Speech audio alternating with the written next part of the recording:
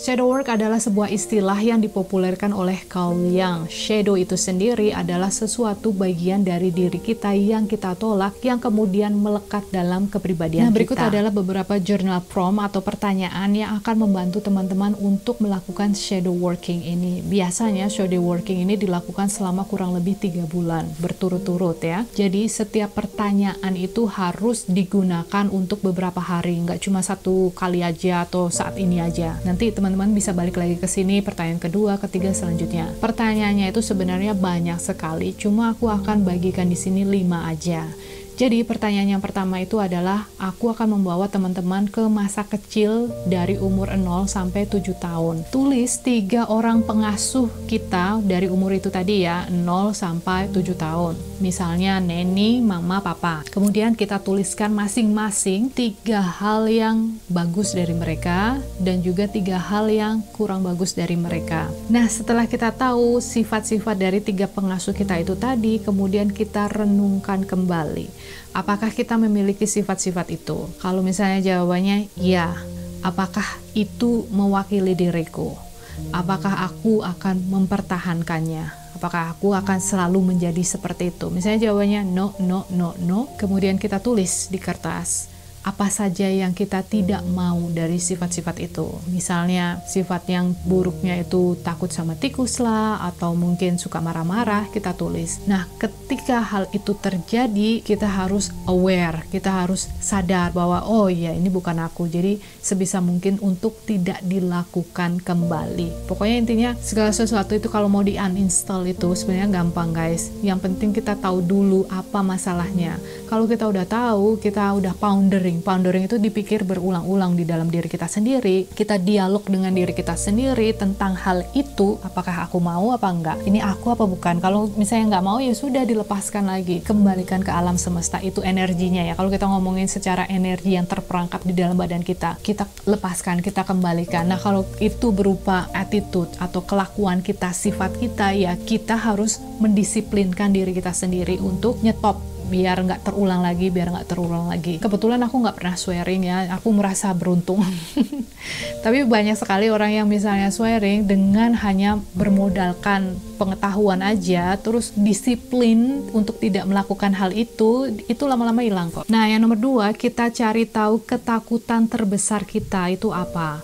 Dari mulai mungkin takut sama air, takut gelap, takut binatang, takut ruangan sempit, takut ditinggal sendirian, takut warna merah, warna ini, takut bau ini, takut hantu, pokoknya takut apa, terserah, tulis di sana. Nah, setelah itu kita kembali ke masa lalu di mana hal itu pertama kali terjadi. Misalnya di masa kecil, biasanya semuanya berawal dari masa kecil kan. Nah, pokoknya kita harus bisa pinpoint. Pinpoint itu mencari tahu secara tepat, exactly, masalahnya itu kapan, di mana, saat apa, bagaimana, rasanya seperti apa. Pokoknya harus kena gitu. Kalau nggak kena itu susah juga ya. Karena kalau kita ngomongin secara neuroscience atau sesuatu yang berada di otak kita, itu kan mereka harus dilihat kan di mana letak posisinya. Nanti dia akan kembali ke arah sana, diganti kan programnya itu, prosesnya kita proses ulang dari rasa itu. Nah, biasanya hipnoterapi akan melakukan hal ini dengan cara membuat kita merasa rileks, terus kita akan dibawa kembali ke masa lalu. Jadi biasanya fobia atau takut sesuatu itu akan hilang karena itu ya. Jadi kita diajak kembali ke masa itu, kemudian kita akan diajak melihat hal tersebut dengan sisi yang berbeda. Karena saat itu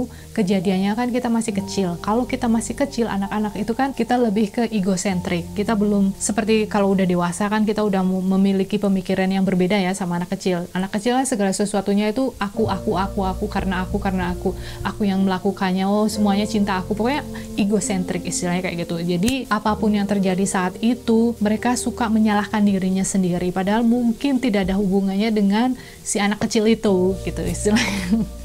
Nah, cuma karena kita terperangkap di pemikiran seperti itu, maksudnya di otaknya itu, ada satu luka di sana, ada garis di sana, yaitu setiap kali ada hal tersebut, kita udah langsung wire-nya atau listriknya nyalanya, reaksinya seperti itu. Aku kasih contoh aja biar lebih gampang. Di kasusku ini aku takut gelap. Bahkan sampai aku dewasa pun aku masih takut sama yang namanya gelap. Nggak ngerti kenapa, padahal aku ngerti bahwa yang namanya hantu lah atau sesuatu yang menakutkan.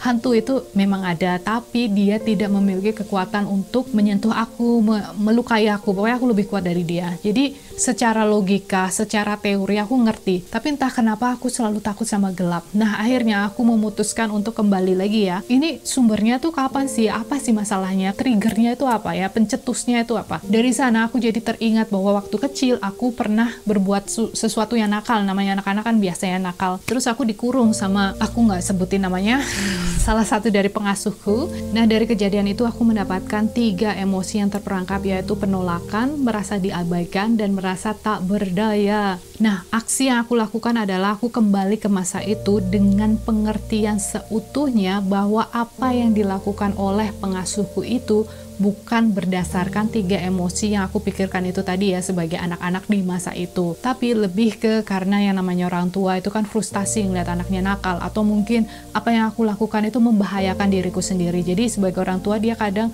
mungkin kayak takut kayak gitu kan, takut aku terluka, takut aku menyakiti diriku sendiri, takut hal-hal yang lebih besar, yang lebih buruk yang akan terjadi kemudian. Intinya aku ngerti kok, aku sendiri sebagai orang tua saat ini kadang aku juga merasa seperti itu, dan reaksiku kayak amarah meledak-ledak kayak gitu kan. Jadi aku kembali ke masa itu dan menerima semua kejadian itu sebagai sesuatu simbol kasih sayang dari mereka. Mereka frustasi, mereka tidak tahu apa yang harus dilakukan, mereka juga memiliki emosi yang terperangkap, mereka juga belum solve their trauma, their problem, dan lain sebagainya. Intinya aku melakukan perjalanan batinnya seperti itu guys. Terus sampai nangis sih, nangis, merasa sedih, tapi setelah aku ngerti, aku berterima kasih, aku mengucapkan kalimat cinta, aku menggunakan teknik Ho'oponopono juga dalam hal ini, rasanya lega, rasanya kayak ada yang lepas dari diriku, 3 perasaan itu tadi. Dan sejak saat itu aku nggak pernah merasa takut lagi sama yang namanya gelap. Nah, yang nomor 3, kita harus melakukan hal ini dengan sejujur-jujurnya dengan diri kita, yaitu kita bikin list negatif aspek tentang diri kita atau sesuatu yang kita anggap tidak baik dari diri kita sendiri, walaupun sebenarnya itu nggak benar adanya. Tapi tulis aja. Nah, setelah kita tulis listnya sepanjang apapun ya, punya aku itu kayak ada 25 poin, jadi panjang sekali. Kemudian kita pondering satu persatu dari negatif aspek itu tadi. Kita lihat satu-satu, kita rangkul dengan aspek itu. Pokoknya kita sayangi, kita ucapkan terima kasih, kita kirimkan kalimat cinta. Kalau aku melakukannya dengan menggunakan metode Ho'oponopono itu tadi. Caranya, misalnya pemarah, itu kalimat 1. Terus aku liatin, aku ingat kejadiannya itu tadi apa, kapan aku marah, semuanya, semua yang terjadi, yang marah-marah kayak video klip, flip kayak gitu kan. Ketika hal itu terjadi, aku udah mulai merasakan rasa pahit, sakit di dalam badan. Jadi kita harus merasakan rasa sakit itu, misalnya 0 itu tidak berasa sakit, 10 itu sakit sekali, at least kita mulai merasakan di angka 8. Nah, di saat itu kita bacakan itu mantra Ho'oponopono ya. I'm sorry, please forgive me, thank you, I love you. Kita ulang. Terus kita balik lagi ke masa itu, masa kita marah atau apapun itu ya, satu hal negatif yang kita miliki itu. Kita lihat lagi tadi barometernya itu, dari 0 tidak merasa sakit, 10 sakit sekali. Kan tadi aku bilang di 8. Sekarang rasanya apa? Misalnya rasanya 5, lakukan lagi.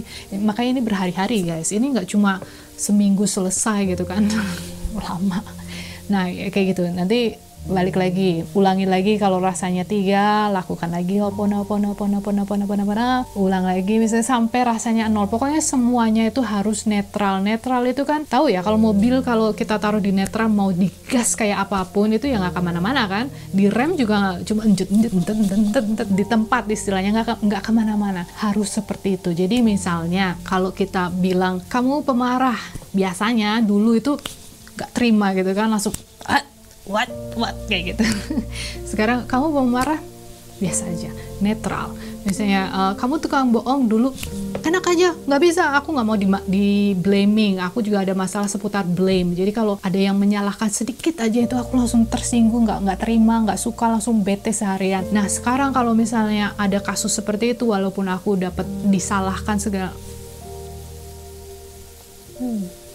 beautiful day, netral. Terus semua sampai di list-list semuanya itu harus netral, apapun itu, apapun tuduhannya, tulis semuanya, berapapun banyaknya, segala sesuatu yang bikin kita trigger, orang ngolok-ngolokin kita apapun itu, tulis semuanya. Yang sesuatu yang bikin kita marah, sesuatu yang bikin kita nggak nyaman, sesuatu yang tadi itu ya, barometernya itu tadi ya, sakit hati, tulis semuanya. Bisa banyak sekali guys. Punya aku tuh sekitar 25-an, dan aku masih sekarang aku kadang setiap 3 bulan sekali aku selalu melakukan hal ini ya, untuk check in aja, check in tentang diriku sendiri. Siapa tahu aku mengumpulkan trauma baru atau pengertian yang salah terhadap diriku sendiri. Ini kan judgment ya, atau kita menilai diri kita sendiri dengan cara yang tidak tepat, tidak baik. Biasanya kita semua selalu melakukan hal ini ya, kita menilai tentang diri kita itu jauh lebih rendah dari kualitas kita sebenarnya. Kita itu sebenarnya sangat spesial, sangat istimewa. Cuma entah kenapa orang lain bisa ngelihat, tapi diri kita sendiri nggak bisa ngelihat diri kita sendiri, nggak bisa ngaca. Baik yang buruk atau yang baik itu entah kenapa kita nggak bisa ngelihat, kayak buta. Nah, yang nomor 4 itu adalah penghapusan memori. Jadi kita lihat ada nggak satu kejadian yang terjadi di masa lalu yang kita ingin hapus atau kita ingin rubah. Misalnya, ini bukan terjadi sama diriku, tapi ada temannya waktu kecil, itu dia pernah buang air besar di dalam kelas. Buat dia itu sesuatu yang tidak menyenangkan, dan dia suka ingat kembali ke masa itu, dan itu menyakitkan. Sesuatu yang seperti itu, apapun itu ya, aku ada sendiri. Aku juga memiliki, tapi bukan hal itu, dan aku nggak mau share di sini. Pokoknya intinya kita cari tahu apa hal itu. Kemudian kita pikirin, kalau misalnya hal itu tidak pernah terjadi, apa yang akan kita rasakan saat ini? Apakah merasa lebih nyaman, lebih pede, lebih senang, lebih ringan, apapun itu. Kemudian kita melakukan penghapusan dari memori tersebut. Cara ini banyak sekali. Bisa menggunakan caranya Neville Goddard dengan metode revision day. Jadi kita kayak visualisasi sebelum tidur, kita kembali ke hal itu, masa lalu itu. Kalau aku ada videonya ya seputar hal ini. Jadi seseorang yang jatuh dari ayunan, dia selalu membayangkan seandainya hal itu tidak terjadi, seandainya hal itu tidak terjadi, seandainya bukan jatuh dari ayunan, tapi aku justru kayak salto indah dan landing dengan sempurna. Nah, karena dia rajin melakukan hal ini, waktu itu dia lumpuh kan, nggak bisa jalan, itu merubah struktur fisik dia menjadi lebih baik, yang akhirnya dia bisa berjalan kembali. Jadi itu artinya apapun itu memorimu yang ingin dihapus akan merubah keadaanmu saat ini guys. Atau bisa juga menggunakan metode neurografika, atau bisa juga menggunakan metode Ho'oponopono itu tadi ya. Jadi pokoknya sampai netral. Kalau 0 itu nggak sakit, kita ulang-ulang kayak gitu tadi. Intinya apapun metodenya, kita bisa melakukan menghapus memori itu atau mengganti, revisi itu tadi ya. Apapun yang terjadi di masa lalu akan mempengaruhi apa yang terjadi dalam kehidupanmu di masa saat ini. Kadang orang suka berpikir begini, oh ya masa lalu itu ya sudah terjadi, udah nggak bisa diapa-apain. Terus masa yang sekarang ya sekarang aja, fokus ke now. Terus yang masa yang akan depan ya udahlah nantilah, dipikirin nanti, toh belum datang. Salah, karena semua masa itu hadir secara bersamaan. Saat ini juga semuanya itu terjadi, eksis bersamaan. Itulah kenapa kita bisa merubah segalanya. So anyway guys, aku harap video ini bisa membantu. Thank you, I love you, and bye for now.